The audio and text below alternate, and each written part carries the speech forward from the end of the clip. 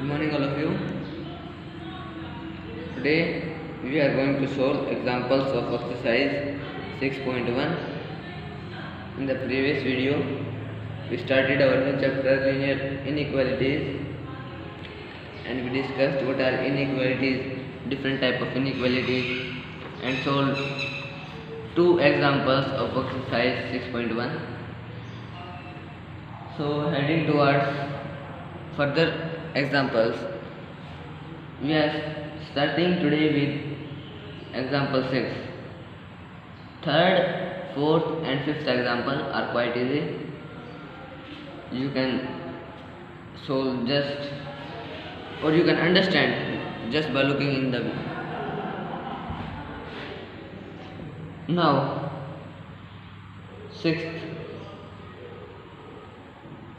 examples we are discussing here.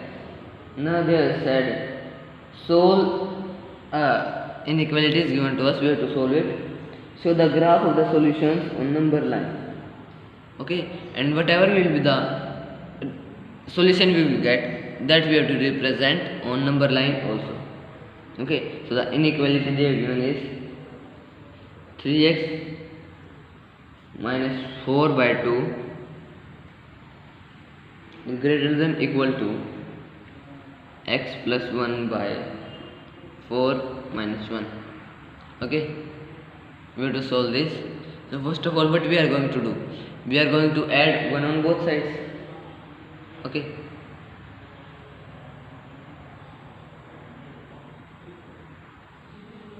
if I add 1, or if you don't want to add, you can just solve it here only. By 2 greater than equal to 4 will be our LCM, x plus 1 minus 4. So this will be 3x by minus 4 by 2 greater than equal to x minus 3 by 4. Okay, now I can multiply with 4 both sides. If I multiply here, it will be cancelled, and if I multiply here, we will get 2 in multiplication. So that will be 2 into 3x minus 4, that is greater than equal to x minus 3. So this will be 6x minus 8 greater than equal to x minus 3. So now we are going to add 8 both sides. So it will be 6x minus 8 plus 8 greater than equal to x minus 3 plus 8. It will be cancelled here. We will get 6x greater than or equal to x plus 5. Now if I will subtract x both sides, I will get 6x minus x greater than equal to x plus 5 minus x.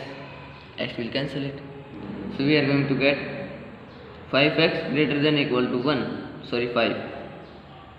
And now dividing both sides by 5, we will get 5x by 5 greater than equal to 5 by 5.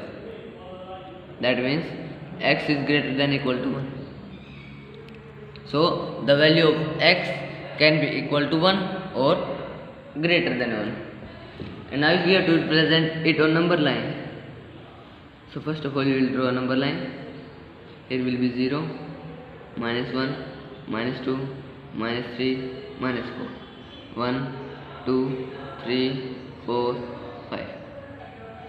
So what is the minimum value of x here? Minimum value of x is 1. So this, and then we can highlight it onwards. Okay, if our answer would be x is greater than 1, what would be our result on number line? For that, suppose it is our number line 0, minus 1, minus 2, minus 3, 1, 2, 3, 4. In that case, we will draw just a circle. We will not darken it. That means what?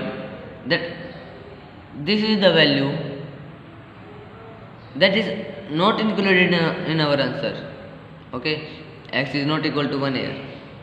So this is the value that is not included in our answer, but all the values from it are our answer. Okay, if it is included in our answer, then the circle will be darkened, otherwise it will be empty circle. Okay, that you can see in example 5. In that x value is less than 3.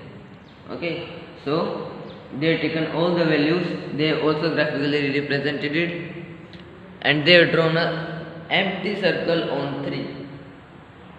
That means that 3 is not a part of their answer. Okay,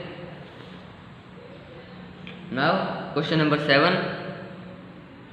Seventh, it is given the marks obtained by a student of class 11 in first and second terminal examinations are. Okay, so that means you can say semesters. There are 3 semesters in any school. Okay, so in first semester a student gets 62 marks. In second, 48, and we have to find marks in third. In third we assume x. Okay, what they have given in question is that find the minimum marks he should get in annual examination to have an average at least 60 marks. Okay, so what is average? What will be its average? Average will be 62 plus 48 plus x by 3. It will be average, and they have given that this average must be greater than or equal to 60. Okay, so it is the linear inequality given to us, and we have to find the value of x here. Okay, so we will solve it. So first of all, multiplying by 3 both sides, we will get, and we can add here, we will get 110 plus x is greater than equal to 180. So we can subtract 110 from both sides, so we will get x is greater than equal to 70. Now look, x is greater than or equal to 70. That means the marks the student must get in final examinations are at least 70. Okay, means at least 70 marks he should get in the final examination, so that his average is of 60 marks. Okay, so it's our result. It was the 7th example.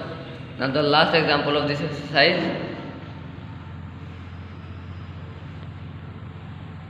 8th again, find all pairs of consecutive odd natural numbers, both of which are larger than 10, such that their sum is less than 40. Okay, now they are saying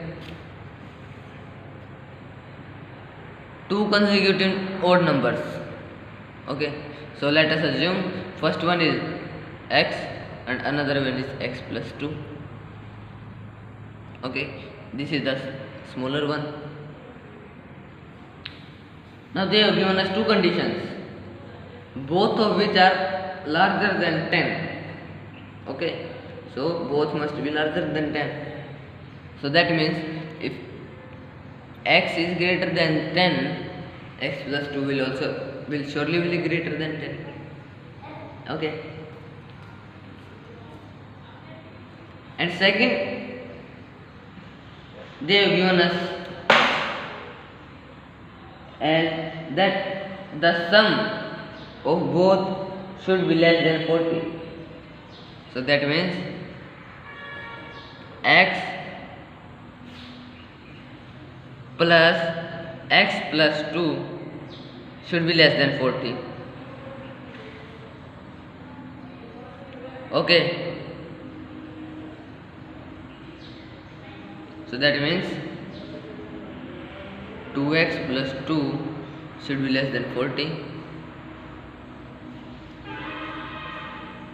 Okay, so we will solve it and we will get 2x should be less than 38 if we subtract 2 from both sides, and x should be less than 19.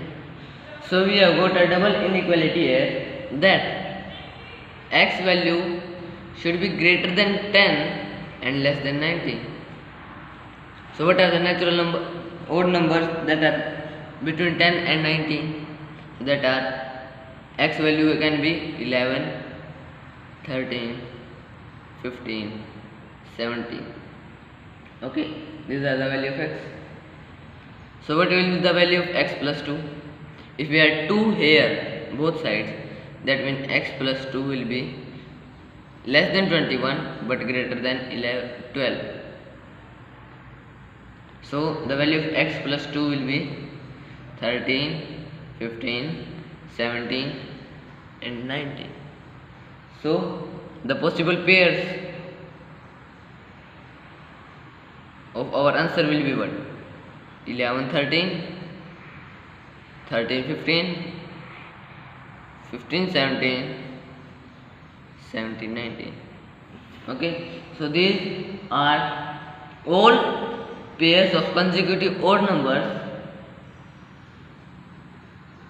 where both of them are greater than 10 and their sum is less than 40.